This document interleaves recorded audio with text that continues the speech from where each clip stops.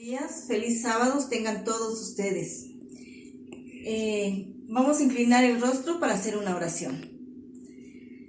Bendito Padre que moras en las alturas de los cielos, santo y glorificado es su bendito nombre. Mi Dios, en esta hora te damos gracias por las bendiciones que nos das día a día, mi Padre Celestial.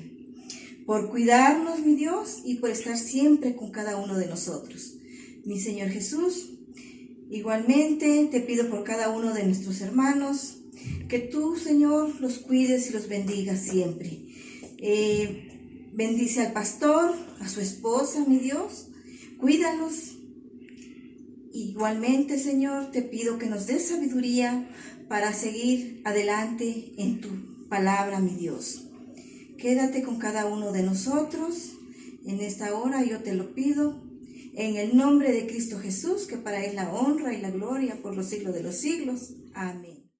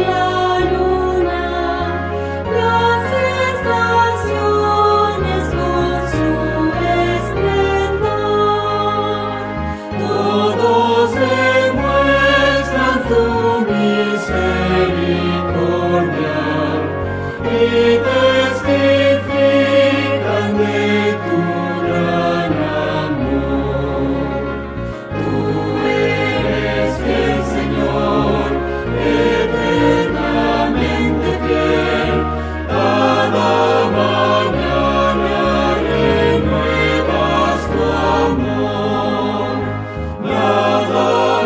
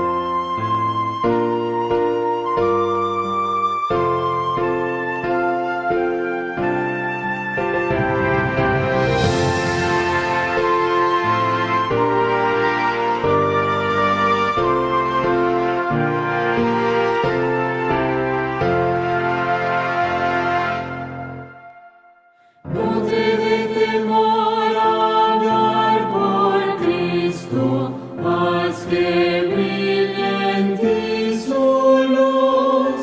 Al que te salvó, confiesa siempre, todo debes a Jesús. No te dé temor, no te dé temor, nunca, nunca, nunca. Es tu Salvador amante, nunca pues te dé temor. No te dé temor vivir por Cristo, cuanto de tu parte esté. Obra con amor, con fe y constancia, tus trabajos terminará. No te dé temor, no te dé temor, nunca, nunca, nunca. Es tu Salvador amante, nunca pues te dé temor. No te dé temor sufrir por Cristo los reproches o el dolor. Sufre con amor tus pruebas todas, cual sufrió tu Salvador. No te dé temor, no te dé temor, nunca, nunca, nunca.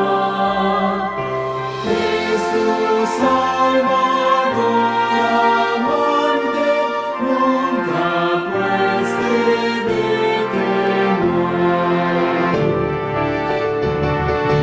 No te dé temor morir por Cristo, vida y verdad es Él. Él te llevará con gran ternura a su célico vergel. No te dé temor, no te dé temor, nunca, nunca, nunca.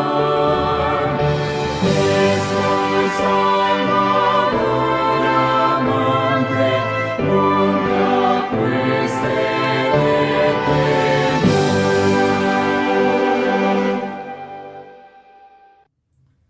Muy buenos días, queridos hermanos. Tengan todos un feliz sábado. El día de hoy, el Nuevo Horizonte tiene como título Participa en la misión. El texto bíblico, si gustan buscarlo en sus Biblias, se encuentra en Marcos 16, versículo 15, el cual nos dice: y les dijo: id por todo el mundo y predicad el evangelio a toda criatura. En estas bellas palabras que el Señor nos da, Él nos hace una invitación a que tengamos presente y en nuestras mentes que nuestra principal misión como cristianos es ir y predicar el evangelio, y de esta forma ganar almas para el reino de Dios. Hay dos formas de predicar el evangelio. Una es la predicación grupal y otra es una predicación personal. Hoy vamos a mencionar dos subclasificaciones de la predicación personal. La primera de ellas es el testimonio personal. Y es que, queridos hermanos, muchas veces nuestras acciones dicen más que nuestras palabras. Y eso también lo dice la Biblia. Si gustan acompañarme, en la Biblia, en 2 de Corintios, capítulo 3, el versículo 2, nos dice ahí: nuestras cartas sois vosotros, escritas en nuestros corazones, conocidas y leídas por todos los hombres. Como podemos ver, hermanos, las personas pueden escuchar lo que decimos, pero ellas juzgarán más el hecho de cómo nos comportamos. La segunda forma de la predicación personal es dar estudios bíblicos. Cuando un hermano da un estudio bíblico, cuando ese acto pasa, él pone en práctica todo lo que él ha aprendido en la iglesia y lo transmite a otro ser humano. Es por eso que esta práctica es una práctica aplicativa sobre las verdades del Evangelio. Es por eso, querido hermano, que en este día el mensaje de esta mañana nos exhorta a que nosotros nos preparemos, queridos hermanos, que nos levantemos del lugar donde estamos y que nos convirtamos en verdaderos discípulos de Cristo, que salgamos afuera y que comuniquemos este mensaje de salvación a las demás personas para que ganemos almas para el gran Maestro. También la Biblia nos dice este hermoso mensaje. En Juan, capítulo 4, versículos 35 y 36, las palabras de nuestro gran Maestro Jesús fueron así: alzad vuestros ojos y mirad los campos, porque ya están blancos para la siega, y que el que siega recibe salario y recoge fruto para vida eterna, para que el que siembra goce juntamente con el que siega. Podemos darnos cuenta que es una maravillosa promesa del Señor. Es por eso, querido hermano, que se nos invita a salir y predicar el Evangelio. Y aún más, en esta mañana quisiera compartir con ustedes unos mensajes que escribió nuestra hermana Elena de White. Y el momento en que los lea, quisiera que meditáramos en sus palabras, porque esos mensajes nuestra hermana los escribió exclusivamente para la iglesia, con el propósito de motivar a los miembros a poder realizar esta misión. El primero de ellos, hermanos, se encuentra en el libro de Testimonios para la Iglesia, tomo 6, páginas 441, página 442, y nos dice de la siguiente manera: la demora es peligrosa. Esa alma que no pudiste haber encontrado, esa alma a quien pudiste haber abierto la Biblia, se pone fuera de vuestro alcance. Satanás tiene preparada una red para sus pies, y mañana esa persona puede estar llevando a cabo los planes del archienemigo de Dios. ¿Por qué demorar un día más? ¿Por qué no ir a trabajar ahora?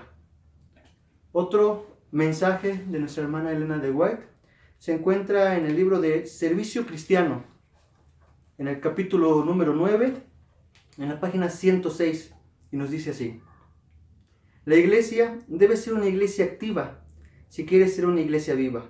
No debe contentarse meramente con mantener sus posiciones contra las fuerzas opositoras del pecado y del error, ni debe estar contenta de avanzar a paso lento, sino que debe llevar el yugo de Cristo y mantenerse al paso de su líder, ganando nuevos reclutas a lo largo del camino. Como podemos ver, hermanos, también es una invitación que se nos hace a ser activos en la predicación del Evangelio. Y aún más, por último, hermanos, quiero que escuchemos el mensaje que el apóstol Pablo le da a Timoteo, y que ese mensaje, a pesar de que fue dado de Pablo a Timoteo hace muchos años, sigue siendo para nosotros un mandato y algo que aplica en nuestros días de hoy. Ahí en 2 de Timoteo, el capítulo 4, versículo 1 y 2, nos dice así: te encarezco delante de Dios y del Señor Jesucristo, que juzgará a los vivos y a los muertos en su manifestación y en su reino, que prediques la palabra, que instes a tiempo y fuera de tiempo, redarguye, reprende, exhorta con toda paciencia y doctrina. Queridos hermanos, nosotros hemos sido llamados a participar en una misión muy especial, en una misión que incluso los mismos ángeles desearían realizar. Es por eso, querido hermano, que en esta mañana la palabra del Señor nos invita a que seamos activos en esa obra, que nos demos cuenta del privilegio que tenemos de participar, de ser siervos del Señor. Que el Señor nos bendiga.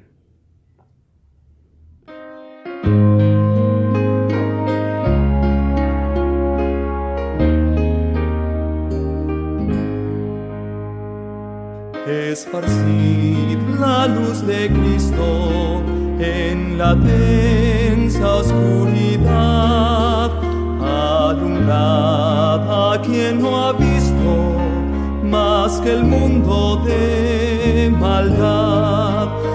Esparcid la luz de Cristo, dad las nuevas de la cruz, pues hay muchos que no han visto todavía al buen Jesús. Alumbradles el sendero de la eterna salvación, y que acepten del Cordero la promesa de expiación. Esparcid la luz de Cristo, dad las nuevas de la cruz, pues hay muchos que no han visto todavía al buen Jesús. Como un barco zozobrante en las ondas de la mar, nuestro mundo tambaleante va muy pronto a naufragar. Esparcid la luz de Cristo, dad las nuevas de la cruz, pues hay muchos que no han visto todavía al buen Jesús. Bueno, hermanos, el día de hoy a mí me tocó dar el misionero. El misionero de hoy se titula Loco por las apuestas. Este misionero se trata de un muchacho que se llamaba Chístope. A su papá le gustaban mucho las apuestas de carreras de caballo, y a Chístope también.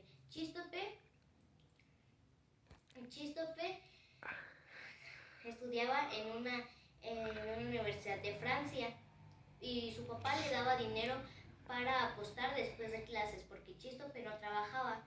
Un día sus amigos, que eran adventistas, le dijeron que no apostara más porque eso iba a terminar muy mal. Y Chístope les decía que no, que porque eso agilizaba la mente, porque tenías que saber muchas matemáticas. Después de eso, un día Chístope apostó, perdió mucho dinero. Después de eso, Chístope volvió a su casa y se dio cuenta que él no había apostado por el caballo correcto. Después de eso, Chístope volvió al kiosco donde había apostado. Yendo al kiosco, un chofer de un automóvil perdió el control y lo atropelló con otras dos muchachas. La muchacha perdió la vida al instante y la otra muchacha murió minutos después. Chístope temía porque él fuera el próximo muerto. Chístope oró a Dios y le dijo: Señor, por favor, perdóname. Tú me llamaste de 1000 maneras, pero yo no te hice caso. Después de eso, lo llevaron al doctor. Y ahí lo tuvieron 2 días porque Chístope no tenía mucho dinero. Después de eso, Chístope por fin reaccionó y se arrastró hasta la carretera para tomar un taxi. Después de esto, Chístope fue a la casa de su hermana porque su hermana era enfermera. Y Chístope ahí fue, y su hermana lo curó y lo cuidó. Después de eso, Chístope ya estaba bien, pero no podía caminar. Después de eso, Chístope oró a Dios y le dijo: Dios, por favor, hazme caminar y yo me entregaré a ti. Y Dios lo hizo caminar. Chístope por fin ya podía caminar, pero después de eso se encontró sus libretas donde había apostado. Y después de eso lo quemó frente a su familia y le dijo que ya nunca más iba a apostar. Después de eso, Chístope se entregó a Dios y ahorita trabaja pintando casas. Y bueno, hermanos, esto fue el misionero de hoy. Hola hermanos, buenos días, muy feliz sábado. Les damos una cordial bienvenida a nuestro repaso de escuela sabática, que sin duda en esta semana tuvimos un gran mensaje acerca de la testificación y acerca de cómo el Espíritu Santo trabaja en nosotros. Le damos una cordial bienvenida al pastor Eliasib, que en esta mañana nos acompaña para ayudarnos a nuestro repaso. Hola hermanos, feliz sábado a todos, Dios les bendiga. En esta mañana de sábado estamos contentos de estar reunidos con todos ustedes y deseamos que el repaso de la lección de esta semana sea de bendición para cada uno de ustedes, hermanos. El día de hoy vamos a repasar la lección número 5, que lleva por título Testificar con el poder del Espíritu Santo. Sin duda alguna ha sido una lección llena de bendiciones y esperamos que Dios pueda estar con nosotros y que Dios nos pueda acompañar. Muy bien, hermanos, los invito a que hagamos una oración para que este mensaje sea de gran bendición y quede grabado en nuestro corazón y en nuestros pensamientos. Los invito a que inclinemos el rostro y cerremos nuestros ojos. Padre nuestro que estás en el cielo, santificado sea tu nombre, Señor. Gracias te damos porque nos has permitido tener el medio para poder dar y entender este repaso, Señor, de la lección, del mensaje que tú nos diste en esta semana. Te pido, Padre, que sea de gran bendición para todos nosotros y que sin duda estemos alegres y gozosos en este día sábado, Señor, que tu presencia sea el principal objetivo en nuestras vidas. Señor, te pido que en este día se haga tu voluntad, más no la de nosotros. En nombre de Cristo Jesús. Amén.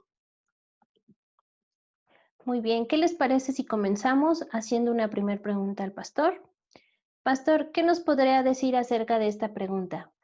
¿Qué promesa le hizo Cristo a su discípulo antes de subir al cielo? Esta pregunta la tenemos del día domingo, que bueno, suena muy interesante, que usted nos pueda dar algún comentario. Claro que sí, vamos a tratar de responder esta pregunta. La lección de esta semana nos habla del poder del Espíritu Santo. Y esta pregunta que está basada en el día domingo, nos habla de la promesa que Cristo Jesús hizo cuando Él iba a partir hacia el cielo. Y esta promesa está registrada en el Evangelio de Juan, en los capítulos 14, 15 y 16. Saben, hermanos, que a muchos de nosotros, cuando hablamos de la promesa que Cristo Jesús hizo a sus discípulos, y tal vez la más grande promesa, cuando se nos pregunta a nosotros cuál es la más grande promesa que Jesús nos ha hecho a nosotros y a sus discípulos, todos hablamos de la promesa de la segunda venida de Cristo Jesús. Sin embargo, la lección de esta semana nos plantea que no solo esa promesa hizo Cristo Jesús a sus discípulos. De hecho, yo podría asegurar que la promesa del Espíritu Santo es tal vez una de las más grandes que se encuentran registradas en la Biblia y está muy relacionada con la promesa de la segunda venida. Porque imagínense esa noche cuando Cristo Jesús estaba hablando con sus discípulos, ese diálogo que está registrado en Mateo 14, 15 y 16, dice que Jesús les dijo que iba a partir, que iba a ir al cielo, les dijo Jesús a sus discípulos. Los discípulos estaban muy tristes, muy decepcionados porque no sabían qué hacer, cómo iban a sobrevivir sin su maestro, sin su líder, sin su guía. Entonces allí Jesús les habló y les dijo, les voy a enviar otro consolador. De hecho, me llama la atención lo que dice Juan 16, versículo 7. Ahí dice que Jesús le dijo a sus discípulos, os conviene que yo me vaya, porque si no me fuere, dice el texto bíblico, el consolador no vendría. Mas si me fuere, os lo enviaré. Y sabe que la lección dice, cuando nosotros hacemos un análisis de esta palabra consolador, que en el griego es el paracletos, es la palabra traducida, es el consolador, es el ayudante. Entonces el Espíritu Santo venía como un ayudante, como una persona que nos iba a estar con nosotros. Entonces cuando Cristo Jesús ascendió al cielo, Él dijo, os conviene que yo me vaya, porque si no me voy, no va a venir el Espíritu Santo con ustedes. Y cuando Jesús estaba aquí en la tierra, Él estaba limitado a estar en un solo lugar, porque recuerden que cuando vino aquí a la tierra, Él vino con un cuerpo humano como el que nosotros tenemos. y no podía estar en todas partes, mas sin embargo, cuando envió el Espíritu Santo puede estar con todos nosotros en todos los lugares, en cualquier momento. Por eso el Espíritu Santo es ese consolador que Dios prometió. Y esta promesa, la promesa de que el Espíritu Santo iba a venir con nosotros, es tal vez una de las más grandes promesas registradas en la Biblia. De hecho, dice la lección que el Espíritu Santo es el que nos ayuda cuando nosotros testificamos, cuando nosotros leemos la palabra de Dios, cuando nosotros estamos en casa, tal vez estamos solos, tal vez el contexto de esta pandemia que estamos pasando, muchos de nosotros estemos preocupados, estemos tal vez solos, pero la promesa del Espíritu Santo nos enseña que no estamos solos, que hay un consolador que está con nosotros. Dios prometió, hizo una promesa de que el consolador, que el Espíritu Santo iba a estar con nosotros. Y qué maravilloso que en medio de esto que estamos pasando, el Espíritu Santo nos acompaña y está con nosotros. Muchas gracias, pastor. Sin duda, pues ha sido una respuesta muy favorable, ha sido una respuesta con gran valor. Y pues, como lo menciona la lección, hay algo que pues me llamó la atención y sería interesante comentarlo también. La lección nos comenta que el Espíritu Santo no es simplemente señalar que el Espíritu Santo no simplemente señala lo malo que somos, sino que Él revela cuán bueno, amable, compasivo y amoroso es Jesús y moldearnos a su imagen. También, sin duda, un comentario muy interesante que debemos de tener en cuenta es que testificar es simplemente cooperar con el Espíritu Santo para glorificar a Jesús. Muy bien, ahora tenemos una siguiente pregunta. ¿Cuál es la característica principal de la iglesia en el libro de Hechos? Esta pregunta la podemos resolver y la comentamos fue del día lunes. ¿Qué nos podría contestar?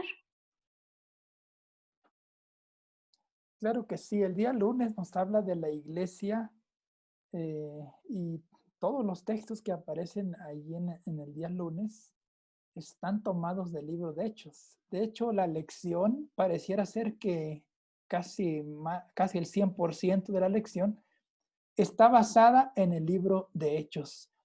Y esta pregunta es muy importante para nosotros. ¿Cuál es la característica más importante de la iglesia en el libro de Hechos? Porque esa característica que tenía la iglesia, nosotros como iglesia en el siglo que estamos viviendo, deberíamos de tenerla. Y yo quisiera leer un texto que aparece en Hechos capítulo 2, versículo 42. Si ustedes tienen Biblia allí cerca, pudieran acompañarme y poder leer este texto. La lección en el día lunes menciona muchos textos, pero yo escogí solo uno. Hechos capítulo 2, versículo 42. Dice el texto bíblico. Dice, y perseveraban, hablando de la iglesia de Hechos, la iglesia del Nuevo Testamento. Dice, perseveraban en la doctrina de los apóstoles, en la comunión unos con otros, en el partimiento del pan y en las oraciones. ¡Qué iglesia maravillosa! Sin duda alguna, es algo maravilloso que la iglesia tenga este espíritu, un espíritu de estar unidos, un espíritu de estar alabando a Dios todos juntos, de partir el pan, dice, todos juntos, y estar todos juntos en las oraciones. De hecho, hay otro texto también que me llama la atención. Se encuentra en Hechos también, capítulo 5, versículo 42 también. Ese texto dice lo siguiente, Hechos 5:42, y todos los días, dice, en el templo y por las casas no cesaban de enseñar y predicar a Jesús. Qué maravilloso, ¿verdad? Que esta iglesia sea una iglesia que esté unida, pero no solo unida, sino que también es una iglesia que testifica de Cristo Jesús. Y es una iglesia que está siendo, después vamos a ver, está unida y todos los problemas y los desafíos los está enfrentando unida.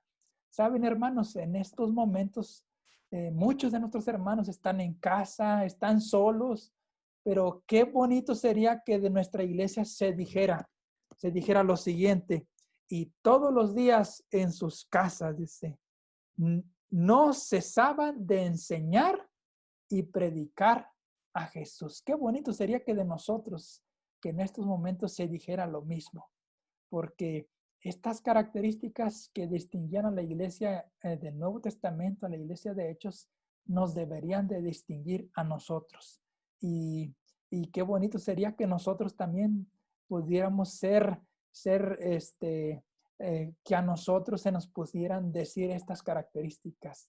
Hermanos, yo deseo, y la lección nos invita, que lo que hacía la iglesia de Hechos, la primera iglesia cristiana, lo hagamos nosotros. Muchas gracias, pastor. Le agradecemos por esta respuesta que ha sido de gran bendición. Y también, como lo menciona el título, una iglesia llena de poder. Sin duda, el Espíritu Santo tiene gran poder porque, como menciona la lección, que llegaban hasta 3,000 bautizados, y no simplemente se quedaba ahí, sino seguía aumentando conforme iban escuchando la palabra, conforme se iba testificando, más personas creían en la palabra, y de 3,000 subía a 5,000, y de esos 5,000 pues seguía aumentando y aumentando, y ahora sí que quedaban sorprendidos y su fe crecía. Y pues eso sí es un poder muy grande, del cual el Espíritu Santo pues es el gran consolador, del cual pues damos gracias porque Él nos guía y Él nos fortalece en cada momento.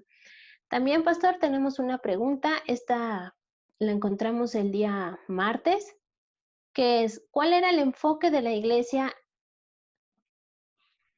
Claro que sí, vamos a la iglesia en la época del Nuevo Testamento era una iglesia que estaba enfocada, y hay varios textos, el día lunes menciona varios textos.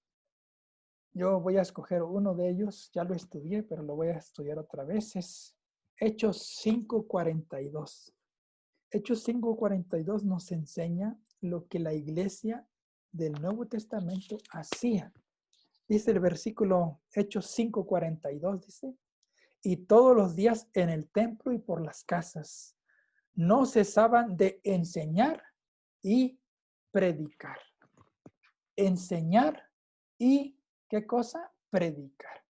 Así es que el enfoque de la iglesia, y ustedes lo pueden notar, era un enfoque en otras palabras, de evangelismo. Su objetivo, su misión era predicar y enseñar de Cristo Jesús. Y la lección de esta semana nos plantea que nosotros como cristianos debemos de tener como principal objetivo la misión de la iglesia, que es enseñar y predicar de Jesús. Es por eso que la iglesia en la época de Hechos, si ustedes leen los textos, decía que 5,000 se convirtieron, y luego en otro momento había otros 4,000, y luego otros. A veces era una persona como el etíope que se convertía. A veces era una persona nada más, pero la misión de la iglesia, el objetivo o lo que ellos hacían principalmente era enseñar y predicar. Era su objetivo. Por eso la iglesia tenía éxito, porque su objetivo era predicar la palabra de Dios. Y saben hermanos, muchas iglesias, muchos de nosotros tenemos actualmente otros objetivos, y nos olvidamos del objetivo del principal objetivo, que es la predicación de la palabra de Dios. Porque cuando nosotros predicamos la palabra de Dios, estamos siendo utilizados por el Espíritu Santo. Y no solo eso, dice la lección que cuando nosotros testificamos, estamos ayudando al Espíritu Santo en la testificación, porque Él es la persona principal que está trabajando para ganar las almas. Entonces, cuando nosotros testificamos, lo que estamos haciendo realmente es que nos estamos uniendo al poder del Espíritu Santo y estamos trabajando todos juntos por la salvación de las personas. Y qué bonito sería que nosotros pudiéramos tener como objetivo principal enseñar, como dice el texto, y testificar de Jesús. Muy bien, pastor, tenemos otra pregunta, que esta la encontramos el día martes. ¿Quién guiaba la iglesia en el Nuevo Testamento? Muchas gracias, claro que sí. Fíjense que yo creo que la iglesia del Nuevo Testamento es una de las iglesias más envidiadas, yo podría decirlo así. Porque cuando yo leí esta semana los textos bíblicos que aparecen ahí en nuestra lección, me llené de asombro. Por ejemplo, yo les voy a presentar un ejemplo, pero aparecen varios el día martes. Aparecen varios ejemplos, pero yo escogí solo uno. El ejemplo que aparece en el capítulo 16. Hechos 16, versículo 6 al 10. Hechos 16, versículos 6 al 10 nos menciona el ejemplo de Pablo cuando andaba en uno de sus viajes misioneros. Dice el texto bíblico, Hechos 16, versículo 10, dice que Pablo iba atravesando Frigia y la provincia de Galacia, pero dice que cuando estaba allí les fue prohibido, dice, por el Espíritu Santo hablar la palabra en Asia. O sea, en esa región, el Espíritu Santo le prohibió hablar. Y saben, hermanos, cuando yo estaba leyendo este texto me llamó la atención. ¿Por qué el Espíritu Santo les prohibió? No sabemos, no dice el texto bíblico. ¿Por qué? No dice. Solo dice que el Espíritu Santo le dijo, no prediquen allí. Y entonces Pablo se fue a otro lugar. Y dice el versículo 7. Y cuando llegaron a Misia, intentaron ir a Bitinia, otra ciudad de Asia. Intentaron ir a Bitinia, pero el Espíritu Santo no se lo permitió. Otra vez el Espíritu Santo le dijo, no, aquí no predican, váyanse a otro lugar. Y entonces no dice por qué, otra vez el texto no dice por qué. Solo dice que el Espíritu Santo no se los permitió. Dice el versículo 8. Y pasando junto a Misia, descendieron a Troas, se fueron a otra ciudad que es Troas. Y entonces dice el versículo 9, y se le mostró a Pablo una visión de noche. Dice, un varón macedonio estaba en pie rogándole y diciendo, pasa a Macedonia y ayúdanos. Pablo tuvo una visión donde vio un varón de Macedonia que le estaba diciendo, pasa aquí a Macedonia y ayúdanos. Y entonces dice el versículo 10 que cuando Pablo vio la visión, enseguida dice que hizo planes, hizo todas las cosas, se dirigió para Macedonia, dando por cierto, dice, que Dios nos llamaba para que les anunciásemos el evangelio. ¿Saben quién guiaba a la iglesia en Hechos y en el Nuevo Testamento? El Espíritu Santo. El Espíritu Santo le decía, no, aquí no prediquen, y no predicaban. El Espíritu Santo le decía, vayan para tal lugar. ¿Se acuerdan el ejemplo de Felipe y el etíope? Dice el texto bíblico, aparece en Hechos 8, dice que un ángel del Señor le dijo a Felipe, ve hacia el sur de la ciudad. Estaba en Jerusalén, ve hacia el sur. Entonces Felipe se fue hacia el sur. Cuando estaba allá en el sur de la ciudad, dice que Felipe vio una persona, un eunuco que iba sentado en sus caballos, iba en un carruaje, bueno, iba avanzando. Y dice dice el texto bíblico que en la mano llevaba pues la palabra de Dios, iba estudiando Isaías, ¿sí? Y entonces el Espíritu Santo, dice el texto en Hechos 8, dice el Espíritu Santo le dijo, acércate. Y entonces Felipe se acercó. Y entonces, ¿qué pasó? Vio lo que estaba estudiando, entonces le dijo, ¿te puedo guiar o entiendes lo que estaba estudiando? Y entonces el etíope le dijo, ¿cómo voy a entender si nadie me explica? Y entonces Felipe le dijo, ¿te explico? ¿Te quieres que te ayude? Y entonces Felipe le empezó a predicar y el texto termina diciendo que el etíope y Felipe bajaron juntos y se bautizaron. ¿Quién guiaba a la iglesia? El Espíritu Santo. Qué maravilloso, ¿no? Que a nosotros también nos pueda guiar el Espíritu Santo. Es más, a nosotros, muchos de nosotros tal vez el Espíritu Santo nos hablaría y no como Samuel, no sabríamos qué es el Espíritu Santo. ¿Se acuerdan de Samuel cuando Dios le estaba llamando? Samuel se despertaba, iba a ver al sacerdote Elí. Señor, ¿me hablaste? No, dice, yo no te hablé, yo estaba durmiendo, regresa a tu casa. Y entonces, cuando otra vez que estaba durmiendo, Dios le hablaba a Samuel y Samuel no entendía que era Dios. Pero, ¿saben, hermanos? La iglesia en el Nuevo Testamento era guiada por el Espíritu Santo. El Espíritu Santo le decía, predica en este lugar, y predicaba la iglesia. No prediques en este lugar, y no predicaba. Entonces, por eso la iglesia en Hechos es una iglesia exitosa, porque la iglesia en Hechos era guiada por el Espíritu Santo. Qué bonito sería que nosotros, se podría decir lo mismo, que el Espíritu Santo nos diga, ve a este lugar, y nosotros vamos. No vayas a este lugar, no vamos. ¿Sí? Qué bonito sería que a nosotros, como a la iglesia de Hechos, el Espíritu Santo pudiera guiarnos. Pero saben, hermanos, el Espíritu Santo está con nosotros. El Espíritu Santo puede guiarnos.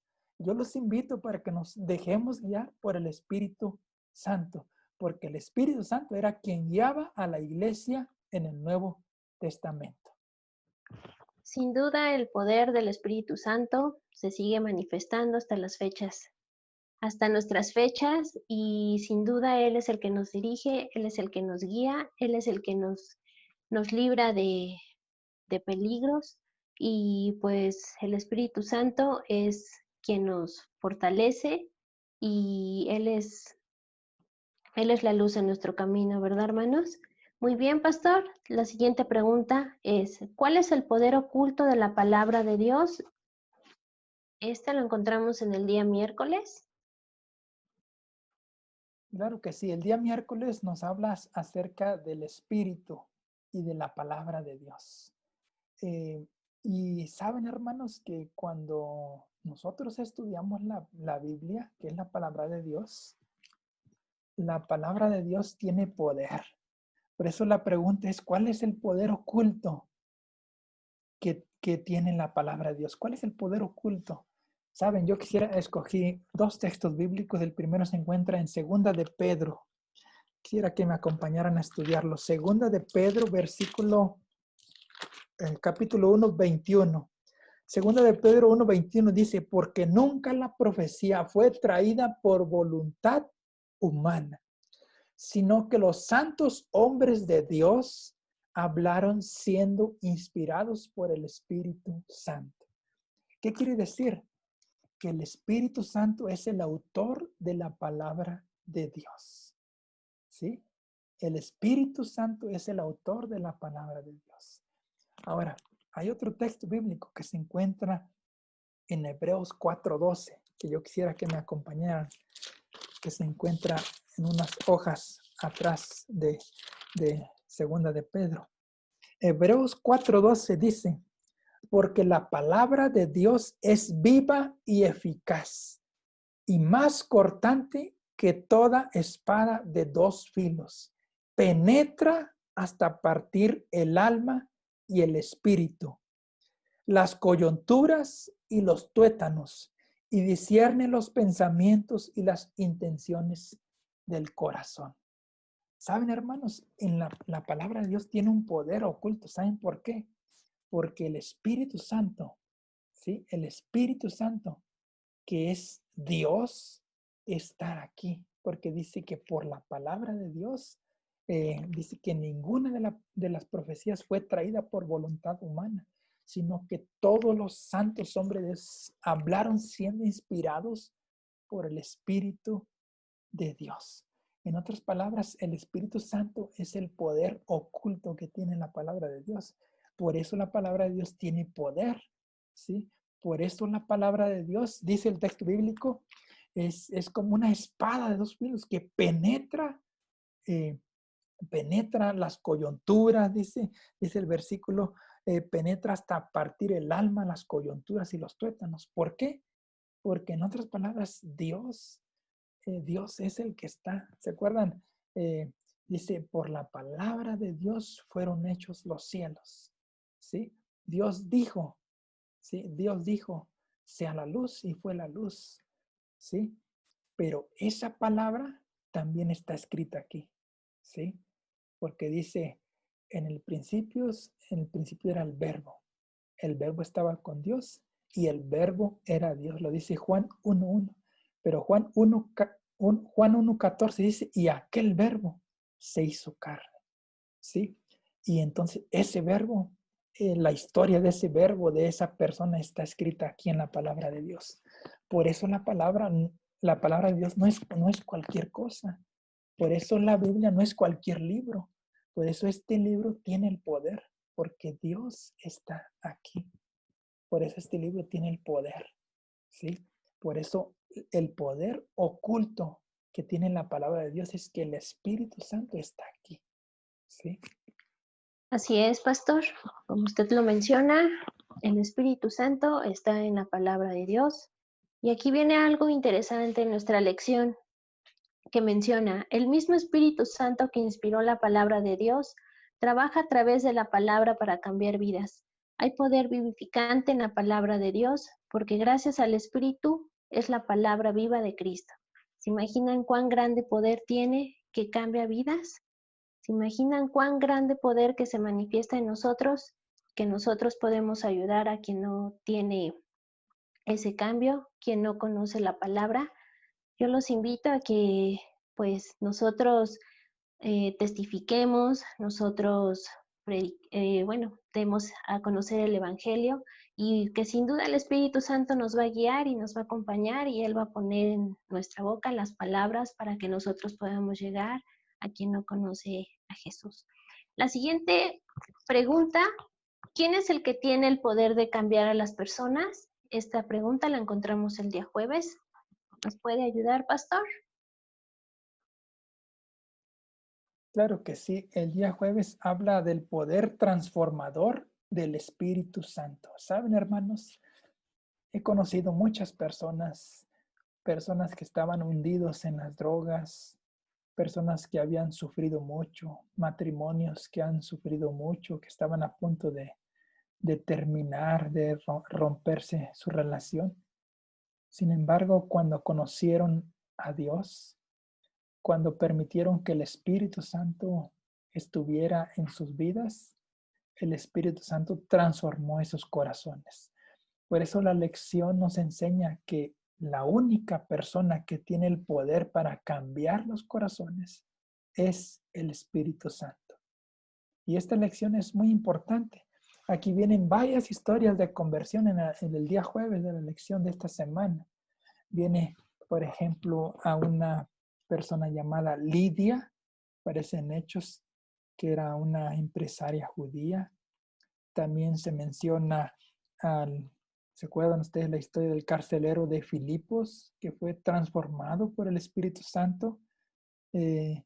Pues vienen muchas historias, dice aquí la lección, hablando del Espíritu Santo, su poder transformador llega tanto a hombres como a mujeres, ricos y pobres, educados y sin educación, porque esta lección de esta semana nos desafía para que nos dejemos utilizar por el Espíritu Santo, que es la única persona que tiene el poder para transformar los corazones. Y yo deseo, hermanos, que en estos momentos difíciles que estamos viviendo, nosotros nos dejemos utilizar por el Espíritu Santo para que podamos ser transformados. Pero no solo eso, cuando nosotros somos transformados por el Espíritu Santo, nos convertimos también en testificadores. Y mi deseo en esta mañana es que el Espíritu Santo, así como transformó la vida de muchas personas, pueda también transformar mi vida, pueda también transformar tu vida. Y que el Espíritu Santo pueda obrar en tu corazón y en el corazón de toda tu familia. Muy bien, pastor. Aquí también tenemos otro comentario en la lección que menciona, estas historias revelan que a medida que damos testimonio de Cristo y compartimos su palabra con otros, el Espíritu Santo hará cosas notables en la vida de todo tipo de personas, de todo tipo de antecedentes, culturas, educación y creencias. No podemos y no debemos hacer suposiciones sobre quién puede o no ser alcanzado. Nuestro trabajo es testificar todas y a cada una de las personas que Dios coloca en nuestro camino. Y el Señor hará el resto. Sin duda, pues sí, no debemos de juzgar a las personas, sino simplemente ver qué es lo que ellos pueden hacer. Quizá podemos encontrar un gran evangelizador, quizá podemos encontrar un alma bondadosa, podemos encontrar muchas cosas gracias al Espíritu Santo y pues sin duda Él hará cambios en nuestra vida. Pastor, pues le damos muchas gracias por habernos ayudado en este repaso de nuestra escuela sabática. Lo invitamos a que nos despida en oración para que este mensaje quede de bendición en nosotros y en nuestra mente y en nuestro corazón.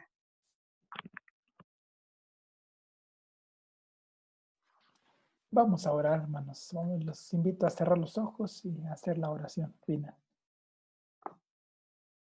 Padre que estás en los cielos, te damos gracias por un sábado más que nos das, porque a pesar de las muchas dificultades estamos con bien, Señor. Queremos pedirte que tú nos guíes, que tú nos acompañes y que nosotros como hermanos y como amigos podamos permitir que el Espíritu Santo pueda transformar nuestras vidas. Pero no solo eso, Señor, sino que podamos permitir que el Espíritu Santo nos pueda utilizar para la testificación. Que nosotros podamos llevar la esperanza de un mundo mejor a todas esas personas que están sufriendo, Señor, que están pasando por circunstancias difíciles. Queremos pedirte que tú seas con nosotros y que podamos nosotros ser ayudantes del Espíritu Santo en la salvación de las personas. Gracias te damos, Señor. Te pedimos que nos acompañes este día y que nos sigas ayudando a comprender de tu palabra. Te lo pedimos todo en el nombre de Cristo Jesús. Amén. Muchas gracias, hermanos. Les agradecemos por habernos acompañado en este repaso de escuela sabática. Deseamos que este mensaje sea de gran bendición para ustedes y que sigamos con gozo y alegría en este día sábado. Gracias.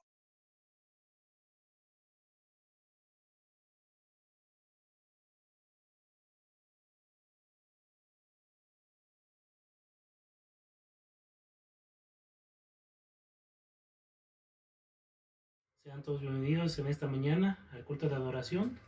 Nos da gusto saludarlos a través de este medio. Reciban un abrazo a la distancia. Espero se encuentren bien y vamos a hacer una oración antes de iniciar con el culto divino. Así que vamos a orar, inclinemos el rostro y oremos. Grandísimo Padre que estés en el cielo, te damos gracias, Dios eterno, porque nos das la posibilidad de poder, a través de estos medios, acercarnos a nuestros hermanos, y queremos poner en tus manos al predicador de esta mañana, que el mensaje que tenga sea de mucha fortaleza para la vida de cada uno de nuestros hermanos, que en estos momentos difíciles que pasa la humanidad, tú puedas estar con cada uno de ellos, que tengamos la certeza de que tú estás al lado de cada uno de nosotros, que tú sufres al lado de cada uno de nosotros. Gracias, Dios eterno, y bendice al expositor de tu palabra, que tú lo utilices, lo guíes en el mensaje, que sea poderoso para esta mañana. En nombre de Jesús te damos gracias. Amén.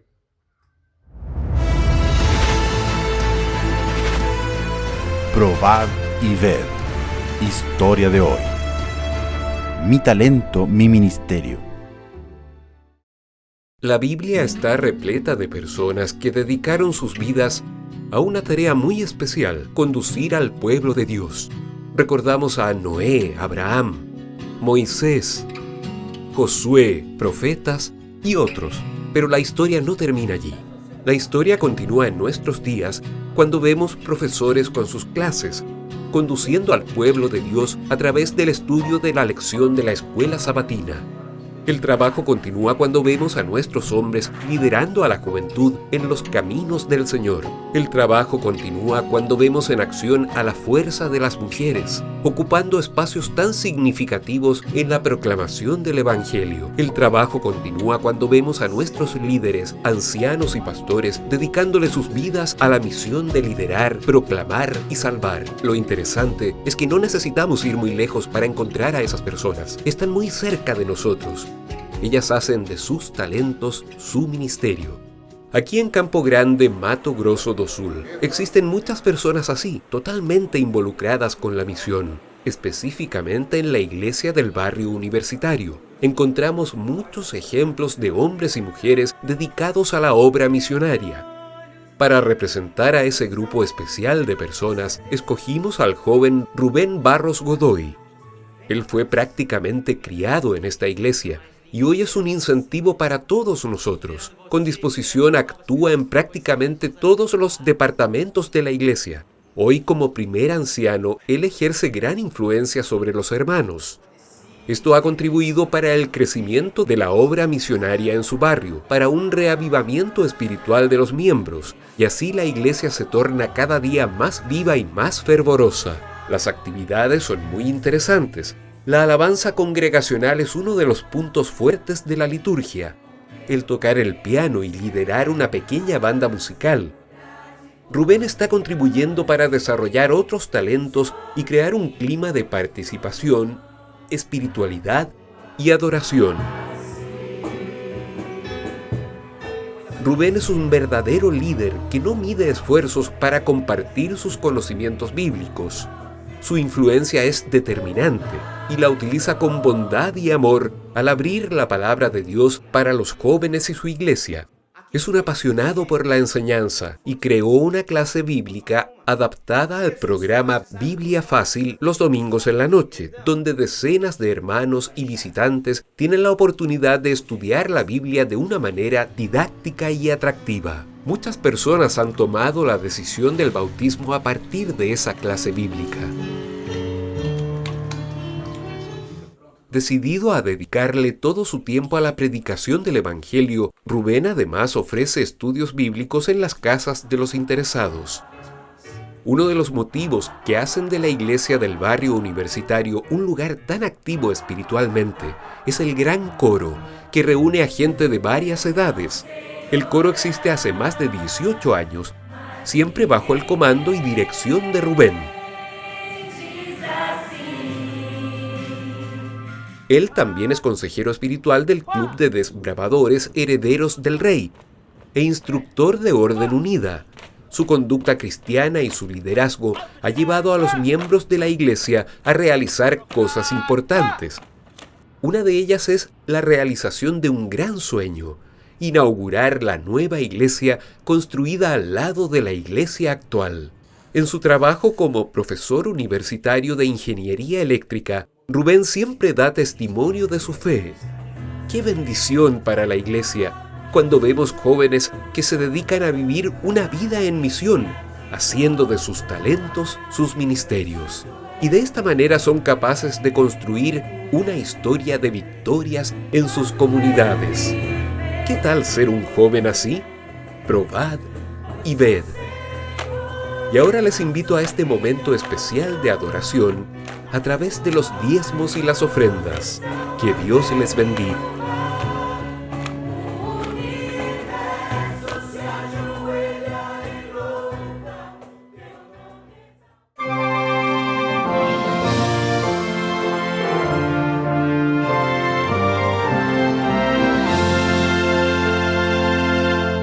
Loamos-te, oh Dios, con alegre canción, porque en Cristo tu Hijo nos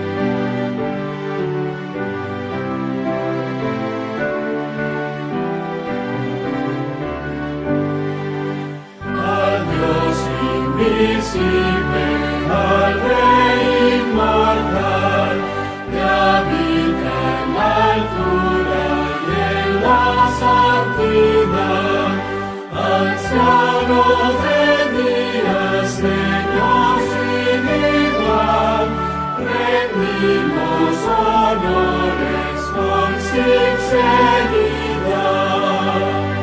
sin prisa ni pausa, constante y leal. Gobiernas el mundo con solicitud, tú muestras a todos justicia imparcial, abundas en gracia, amor y virtud. De cada ser vivo tú eres autor, sustentas la vida de todo mortal. Nosotros morimos cual flor al calor, mas tú permaneces por siempre inmortal. Señor, que rodea infinito fulgor, los ángeles cubren su rostro ante ti. Nosotros con gran reverencia y fervor te damos sincera alabanza a ti.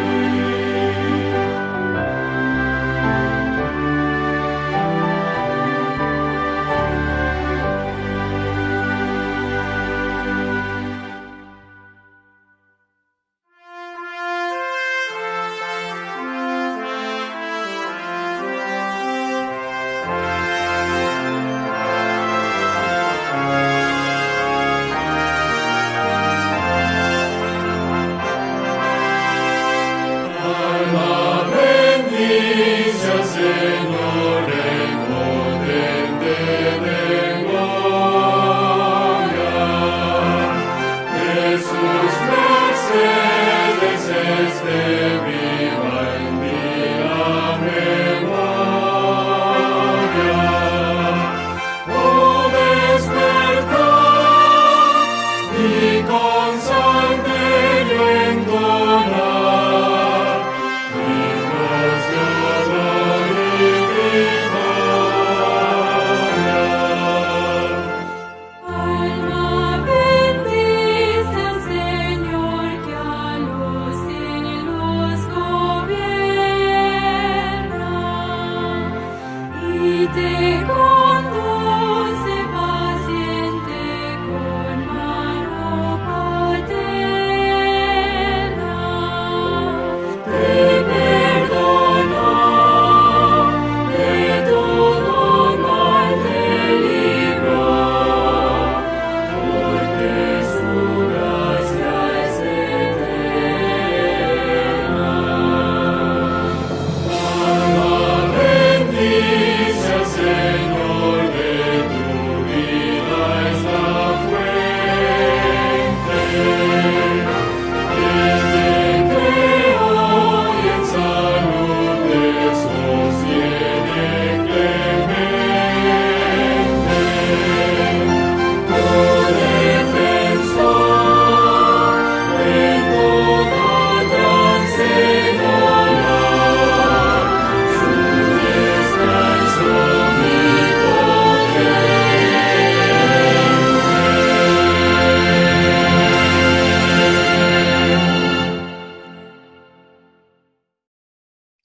Hola hermanos, les saludo y les deseo feliz sábado, que esta mañana podamos juntos recordar las promesas que se encuentran en la palabra de Dios y este sábado sea pues de bendición para cada uno de nosotros. Que Dios pueda bendecir su familia, sus hogares y que Dios pueda estar con nosotros. Quiero en esta mañana empezar este mensaje realizando una oración y pidiendo la dirección de Dios. Por eso quiero invitarles para que cerremos los ojos y hagamos esta oración. Vamos a orar. Padre que estás en los cielos, santificado sea tu nombre. Te damos gracias porque una vez más nos permites reunirnos y poder estudiar tu palabra, Señor. Pedimos la dirección de tu Espíritu Santo y que tú puedas estar con nosotros y nos puedas acompañar, Señor, en este día. Que bendigas a cada uno de los hermanos y que tus santos ángeles acampen en nuestras casas, Señor. Y que tu Espíritu Santo dé sabiduría a nuestros corazones y a nuestras mentes para que el mensaje de este día pueda ser grabado en nuestros corazones. Te lo pedimos en el nombre de Jesús. Amén. Hermanos, quiero recordarles que el día de hoy tenemos la parte número 2 de nuestro mensaje que hemos estado dando a partir del sábado pasado. Y el mensaje lo estamos dando lo vamos a dar en 3 etapas. Esta es la parte número 2 y el siguiente sábado tendremos la parte número 3 y la parte final. Y el mensaje que nosotros hemos preparado para ustedes tiene por título La marca de la bestia. Y tenemos como el objetivo de este mensaje es poder identificar a la marca de la bestia. Porque recientemente ha habido muchas interpretaciones en relación con la marca de la bestia. Inclusive el día de hoy, por la mañana, muy temprano, me enviaron un video donde decía que la marca de la bestia es la inyección que se está preparando en contra del COVID-19. E inclusive, pues hay muchas interpretaciones diciendo que se va a colocar un chip dentro de nuestro organismo y que se nos va a marcar a través de ese chip y que ese chip es la marca de la bestia. Sin embargo, en la palabra de Dios menciona muchos detalles que a veces pasamos por alto. Y en esta mañana yo quiero seguir con nuestro estudio para que nosotros podamos identificar a la marca de la bestia. Pero antes de empezar, yo quiero hacer un breve resumen de lo que hablamos el sábado pasado. Quisiera que todos ustedes pudieran, pues, acompañarme. Si no han visto el mensaje pasado, me gustaría que lo observaran y que meditaran en ese mensaje. Lo primero que quisiera recordar a manera de resumen es que el sábado pasado hablamos de las similitudes que se encuentran, o más que nada fuimos al Antiguo Testamento para encontrar las similitudes con una especie de marca o de señal o de sello. Porque hablamos del sábado pasado que la marca de la bestia está tomando los ejemplos que se encuentran en el Antiguo Testamento y los está aplicando. Y encontramos que hay parecidos o similitudes entre la marca de la bestia y los mandamientos señal que aparecen en el Antiguo Testamento, que son la circuncisión, la fiesta de los panes sin levadura y la ley de la primogenitura y el mandamiento del sábado. Y hablamos y comentamos que están muy relacionados la marca de la bestia con estos mandamientos que en el Antiguo Testamento eran como mandamientos señales que señalaban o marcaban al pueblo escogido por Dios.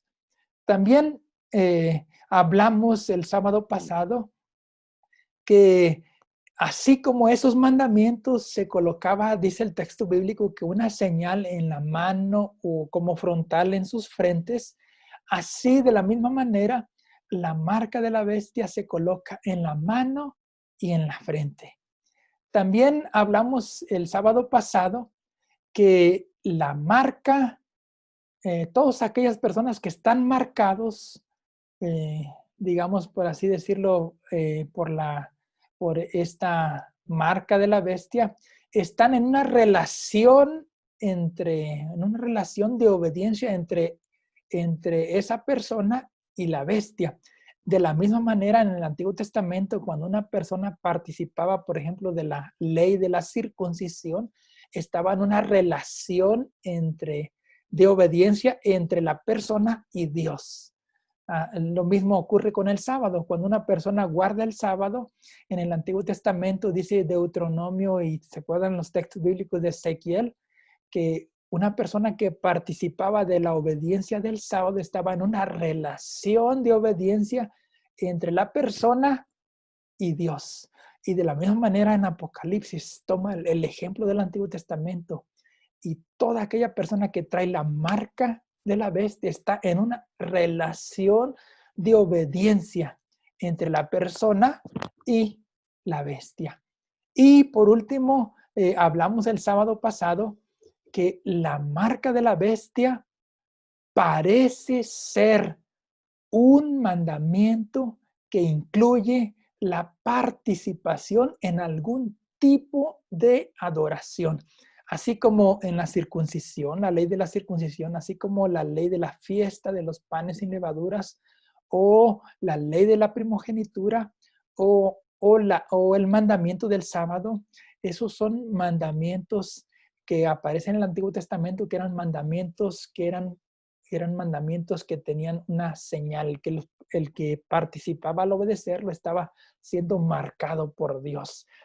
Pero esos mandamientos tenían algún tipo de adoración, tenían que hacer como una especie de rito de adoración. Por ejemplo, el sábado, la persona que obedecía no solo obedecía el mandamiento, tenía que apartar el sábado y tenía que hacer los ritos de adoración en sábado, a diferencia de los otros mandamientos, por ejemplo, el de no robarás, que solo prohibía no robar, y ya con solo no hacerlo, uno estaba obedeciendo o cumpliendo el mandato. Sin embargo, estos mandamientos señal, no solo uno al obedecerlo tenía que hacer algo, tenía que hacer algún rito de adoración, como por ejemplo la circuncisión. Uno tenía que hacer, no solo que al obedecerlo tenía que circuncidarse, tenía que cortar, decía el texto bíblico que leímos, ¿se acuerdan en Génesis? Tenía que cortar la piel de su prepucio, y entonces tenía que ser un rito de adoración.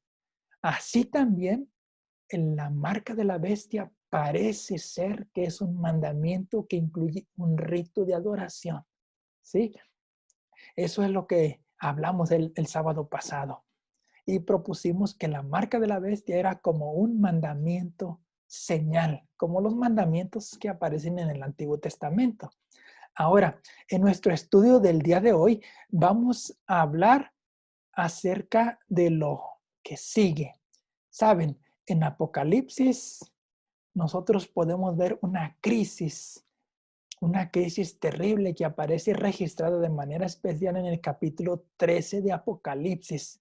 Aunque aparece, pues ustedes pueden notarlo a partir de los capítulos 12, 13 y 14. Ahí nos estamos centrando en nuestro estudio porque es el contexto de la marca de la bestia. Pero cuando nosotros estudiamos estos capítulos y de manera especial el capítulo 13, nos damos cuenta que hay una crisis. Y en medio de esta crisis notamos dos pueblos diferentes. Un pueblo, podemos decirlo, es el que está sellado por la marca de la bestia. Obedece a la bestia y adora a la bestia, dice el texto bíblico. Pero el segundo pueblo, de manera especial, aparece en Apocalipsis 12, 17 y 14, 12. Y este pueblo, a diferencia del otro pueblo, dice el texto bíblico que guardan los mandamientos de Dios. ¿Sí? Guarda este pueblo. El pueblo de Dios es el pueblo que guarda los mandamientos de Dios. Es la característica que distingue al pueblo de Dios. A diferencia del pueblo que adora a la bestia y a su imagen, ese pueblo lleva la marca de la bestia y es un pueblo que adora a la bestia. Pero el pueblo de Dios es el pueblo que adora y guarda los mandamientos de Dios. Pero ahora cuando nosotros leemos esos textos que aparecen en Apocalipsis 12, 17 y 14, 12, me pregunto yo, ¿a qué mandamiento o cuáles son esos mandamientos que guarda el pueblo de Dios? Pregunto, ¿hay evidencia en Apocalipsis, en el contexto de estos capítulos, para poder identificar estos mandamientos? ¿Sí? ¿Cuáles son estos mandamientos? Saben, muchos estudiosos han tratado de identificar estos mandamientos que aparecen en Apocalipsis del capítulo 12 al 14. cuáles son estos mandamientos. Porque si yo identifico estos mandamientos, puedo identificar al pueblo de Dios, ¿sí? Y cuando nosotros analizamos estos capítulos, nos damos cuenta que estos capítulos describen una lucha entre el bien y el mal. Y en medio de esta lucha se produce una crisis de vida o muerte que está relacionada con la adoración. De hecho, la palabra adoración aparece muchas veces en Apocalipsis. Por ejemplo, en el capítulo 13, solo en el capítulo 13, aparece 4 veces la palabra adoración. Y más adelante aparece muchas veces en todo Apocalipsis. Y nos damos cuenta al analizar estos textos que la crisis final, la crisis final, que es una crisis que se produce, es una crisis de vida y muerte, está relacionada con la adoración, ¿sí? Es más, podemos decir que el problema fundamental de estos capítulos es la correcta adoración. La correcta adoración, la adoración a la bestia o la adoración a Dios.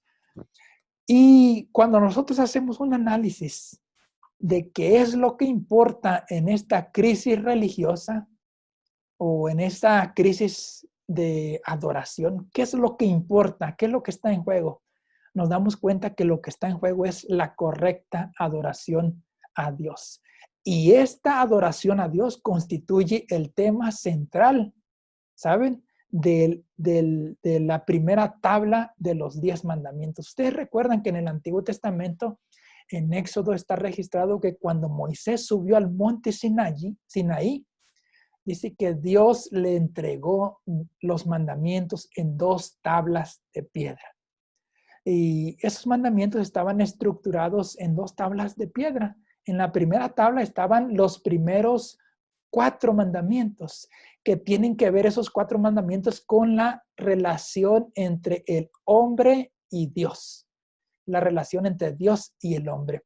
Y la segunda tabla, ustedes recuerdan que estaban los siguientes 6 mandamientos desde el mandamiento número 5 hasta el número 10.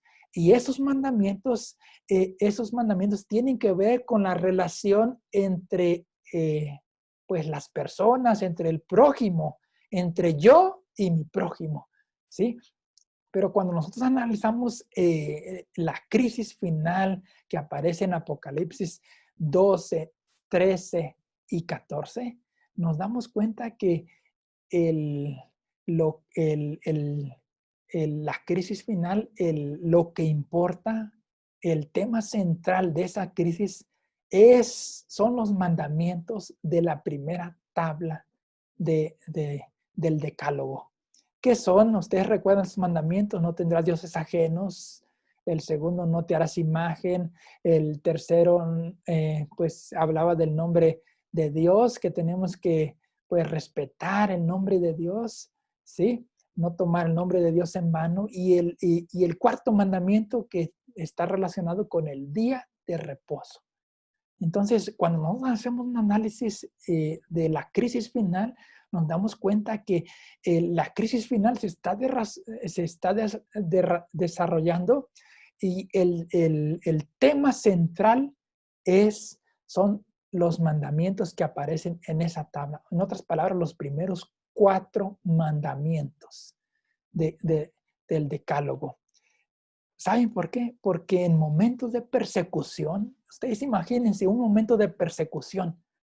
Imagínense que ahorita viniera la persecución.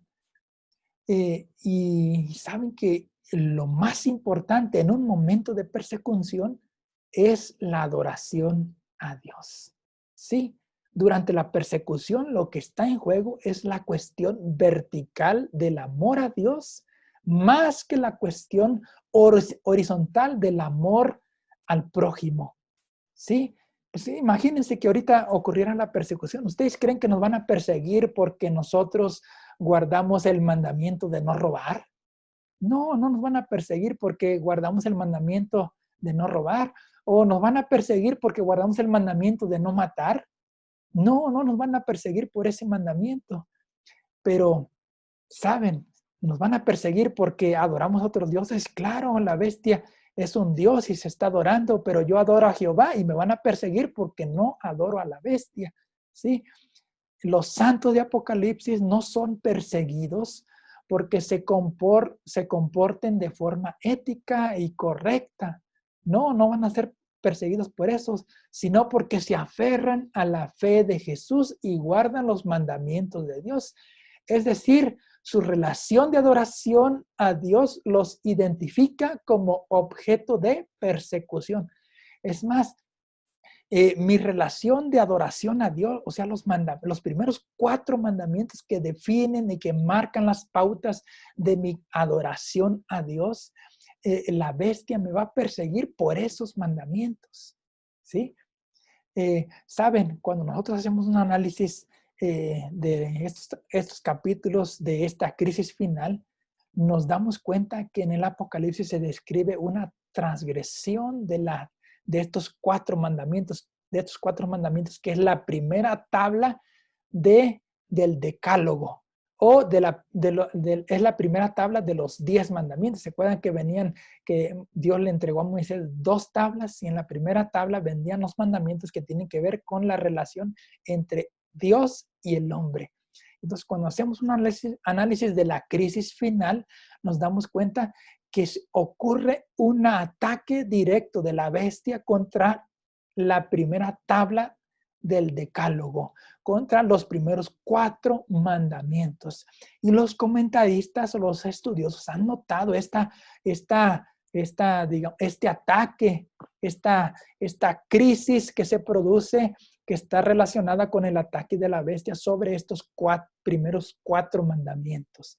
Por ejemplo, el autor Auné, en su comentario sobre el libro de Apocalipsis, él nota que donde dice que la bestia blasfema a Dios o el nombre de Dios, este autor Auné dice que este texto sugiere una violación directa del tercer mandamiento. ¿Se acuerdan que el mandamiento decía no debemos de tomar el nombre de Dios en vano? Y en Apocalipsis 13 dice que la bestia blasfema a Dios y blasfema el nombre de Dios.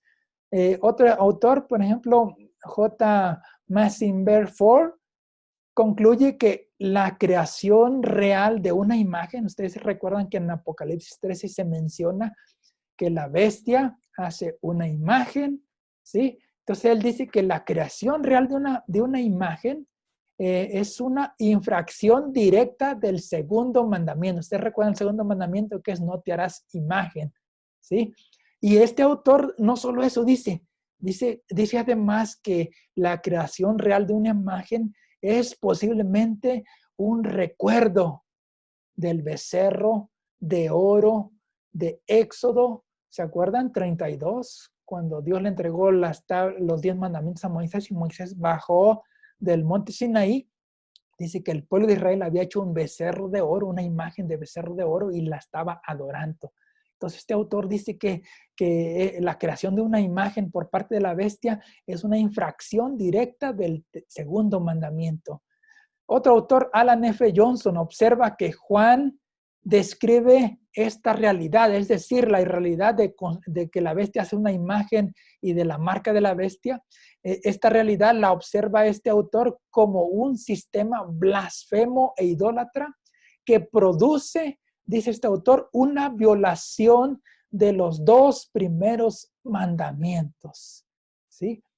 Pero saben, cuando nosotros hacemos un análisis detallado el accionar de la bestia, ¿sí? Y lo comparamos con los mandamientos de Dios, de manera especial con los primeros 4 mandamientos, notaremos varias similitudes o paralelos que me llaman mucho la atención y que yo quisiera que ustedes tuvieran en mente. Fíjense, el primer paralelo, por ejemplo, Éxodo 23 menciona el mandamiento de no tendrás dioses ajenos, ¿sí? Pero la ¿se acuerdan lo que aparece en Apocalipsis 13, 4 y 8? Dice que adoraron al dragón todos los habitantes. Y luego el versículo 8 dice, y adoraron a la bestia. Sí, adoraron, dice, al dragón y adoraron a la bestia. Dice Apocalipsis 13, 4 que adoraron al dragón y luego el versículo 8 dice que adoraron a la bestia. Pero en Éxodo, ¿se acuerdan? En Éxodo 23 dice que no tendrás dioses ajenos delante de mí. Pareciera ser que hay una violación del primer mandamiento, pero no solo eso. También el segundo mandamiento, ustedes lo recordarán, se encuentra registrado en Éxodo 20, 4 al 5, que habla de no, dice el texto, el mandamiento, no te harás imagen, dice, ni ninguna semejanza. Y después el siguiente versículo dice, y no te inclinarás a ellas ni las honrarás.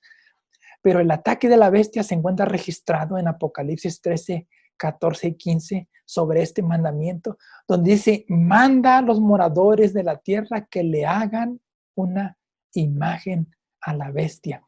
Y dice el versículo 15 que manda manda matar a todo aquel que no adora a esta imagen. Esa es un ataque directo en contra del segundo mandamiento. Pero saben, también ustedes recordarán en Éxodo 27, donde aparece el tercer mandamiento que dice, no tomarás en vano el nombre de Jehová tu Dios. Pero el ataque de la bestia aparece en Apocalipsis 13, 5 y 7, donde dice, y abrió su boca en blasfemias contra Dios, para blasfemar de su nombre. ¿Sí? Ese es el ataque directo en contra de este mandamiento. Y ustedes recordarán el cuarto mandamiento que se encuentra registrado en Éxodo 28 al 11. La primera parte, acuérdate del día de reposo para santificarlo, mas el séptimo día, dice, es reposo para Jehová tu Dios. Sin embargo, la marca de la bestia hace una marca, es decir, el nombre de la bestia o el número de su nombre, de la misma manera como aparece el mandamiento que tiene el nombre, el número de Dios y es la marca. Así también el mandamiento del sábado aparece y es el número de Dios, tiene la marca de Dios que es el sábado y tiene el nombre de Dios que es Jehová. Pero ¿saben? El mandamiento del sábado indica que 6 días trabajarás y harás toda tu obra, dice. Mas el séptimo día es pues reposo, no hagas en él obra alguna. Sin embargo, la bestia, ustedes recuerdan lo que dice, y él manda a que ninguno pudiese comprar ni vender, sino el que tuviese la marca, como que quiere instituir un reposo de la misma manera que el reposo que aparece en el cuarto mandamiento. Recuerdan que la marca de la bestia, el mandamiento del sábado indica que no debemos de trabajar, dice, ni tú, ni tu hijo, ni tu hija, ni tu siervo, ni tu criada, ni tu bestia, ni tu extranjero que está dentro de tus puertas. Pues la bestia también manda, dice, hacía que a todos, pequeños, grandes, ricos y pobres, libres y esclavos, se le pusiese una marca. Pareciera ser que así como el mandamiento del sábado incluye a toda la población, la bestia también, su mandamiento o su marca abarca toda la población. ¿Sí? Qué interesantes estas similitudes. Pareciera ser que encontramos pues varias similitudes que nos indican que la bestia está atacando los mandamientos de Dios, pero de manera específica los primeros 4 mandamientos que tienen que ver con mi relación entre yo y Dios, entre Dios y nosotros, la relación vertical. Aquí en estas similitudes, en este ataque, vemos por qué Apocalipsis atrae nuestra atención hacia el arca y los mandamientos de Dios. ¿Se acuerdan que en estos textos estamos viendo y aparecen constantemente los mandamientos de Dios? Hay una progresión básica a través de la primera tabla del Decálogo. a través de la primera tabla del Decálogo que contiene los 4 primeros mandamientos. El orden de los mandamientos está disperso en Apocalipsis 13. ¿Sí? No está organizado, pero el patrón es inconfundible. Cuando nosotros hacemos un análisis, esta trinidad malvada del dragón, la bestia que sale del mar y la bestia terrestre, llevan al mundo a rebelarse contra la ley del pacto de Dios. ¿Sí? Primero, esta bestia, esta trinidad malvada, esta trinidad malvada asume la adoración y la posición de un Dios falso en violación del primer mandamiento. Es lo primero que hace esta trinidad malvada, asumir el lugar de Dios para recibir la adoración y violar de esta manera el primer mandamiento. En segundo lugar, esta trinidad malvada blasfema contra Dios y contra su nombre, violando de esta manera el tercer mandamiento. Y en tercer lugar, esta trinidad malvada construye o hace una imagen idólatra que la gente debe adorar. De esta manera transgreden el segundo mandamiento. Y por último, en cuarto lugar, esta trinidad malvada sustituye el sábado como el sello de Dios en el Antiguo Testamento y sustituye este sello y colocan la marca de la bestia. De esta forma transgreden el cuarto mandamiento. Y de esta manera podemos ver el ataque de esta trinidad malvada contra los primeros 4 mandamientos de Dios. Saben, hermanos, la marca de la bestia es la culminación del intento de la trinidad malvada de engañar al mundo. Es la culminación, es la parte final, ¿sí? Recibir su adoración y establecer una especie de pacto falso. Las leyes que hacen cumplir se convierten en mandamientos señal y pruebas de lealtad y fidelidad. Lo mismo o de la misma manera que los mandamientos de Dios. Y de esta manera la Trinidad malvada hace una parodia o hace una similitud, o en otras palabras, imita o sustituye o reemplaza, ¿sí? Todas las características generales de los mandamientos que aparecen, los mandamientos de Dios en el Antiguo Testamento. Por eso, en esta mañana, hermanos, yo quiero proponerles que la marca de la bestia, en otras palabras, la Trinidad malvada está atacando los mandamientos de Dios y está tratando de instituir un sistema de adoración falso, así como el sistema que instituyó Dios en el Antiguo Testamento. Y al ubicar estos mandamientos que aparecen en esta parte del Apocalipsis, podemos nosotros ubicar al verdadero pueblo de Dios. Por eso en el estudio del día de hoy podemos descubrir que la marca de la bestia es una marca que es parecida a la marca que se encuentra en el Antiguo Testamento y que está relacionada con el cuarto mandamiento en la palabra de Dios.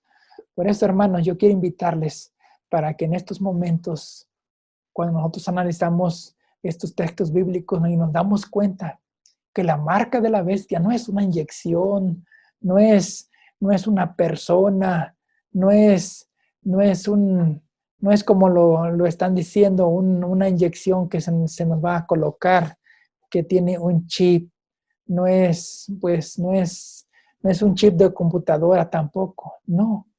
La marca de la bestia está relacionada, como nosotros lo estamos viendo, con una crisis que se está desarrollando, con una crisis que se está desarrollando, y esa crisis incluye los mandamientos de Dios, los primeros 4 mandamientos de Dios, ¿sí? Entonces, quiero proponerles en esta mañana y decirles, a través de nuestro estudio hemos repasado lo que aparece en la palabra de Dios y hemos notado que cuando nosotros hablamos en Apocalipsis 12, 13 y 14, y podemos identificar los mandamientos de Dios, los mandamientos que guardan el pueblo de Dios, que son los primeros 4 mandamientos, ¿sí? Y entonces, cuando nosotros llegamos a notar esos mandamientos, notamos también que la bestia y la Trinidad malvada que aparece en Apocalipsis 12, 13, está atacando esos 4 mandamientos porque quiere imponer sus propios mandamientos, ¿sí? Y entonces hemos notado los paralelos que encontramos en la palabra de Dios entre Apocalipsis 13 y los mandamientos de Dios. Y hemos visto que la Trinidad malvada trata de atacar o destruir esos mandamientos porque quiere imponer sus propios mandamientos. Y también lo vamos a estudiar el siguiente sábado y vamos a descubrir cuál es la marca de la bestia. Por lo pronto, hemos descubierto que la bestia está atacando esos mandamientos. Sin embargo, hermano, yo quiero invitarte.